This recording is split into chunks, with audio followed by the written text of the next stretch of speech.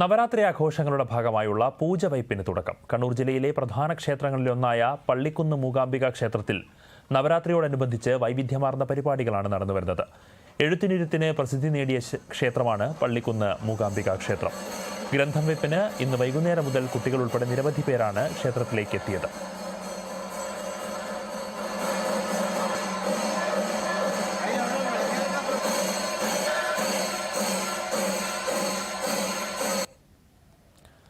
നവരാത്രിയോടനുബന്ധിച്ച് ദിവസവും വിവിധ കലാപരിപാടികളും നടക്കുന്നുണ്ട്. നാഗസ്വര കച്ചേരിയും ചെണ്ടമേളവും ക്ഷേത്രത്തിലെ ആഘോഷങ്ങൾക്ക് മാറ്റുകൂട്ടുകയാണ്.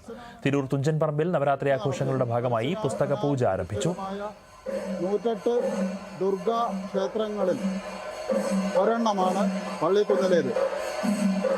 ഇവിടുത്തെ പൂജകൾ 3 ഭാവത്തിലാണ്. രാവിലെ സരസ്വതി, ഉച്ചയ്ക്ക് ലക്ഷ്മി ഭാവത്തിലും രാത്രി ദുർഗ ഭാവത്തിലുമാണ് ഇവിടെ പൂജ നടത്തി വരുന്നത്.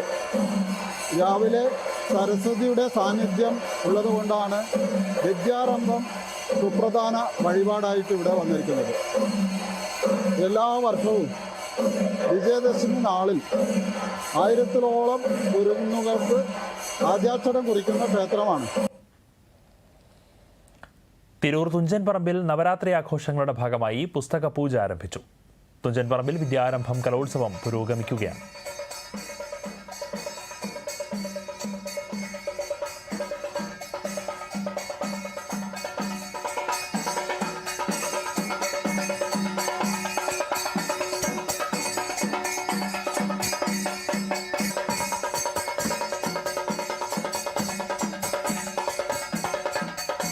വിജയദശമി ദിനത്തിൽ 5000-ലധികം കുരുന്നുകൾ തുഞ്ചൻ പറമ്പിൽ ഹരിശ്രീ കുറിക്കാനെത്തുമെന്നാണ് പ്രതീക്ഷ.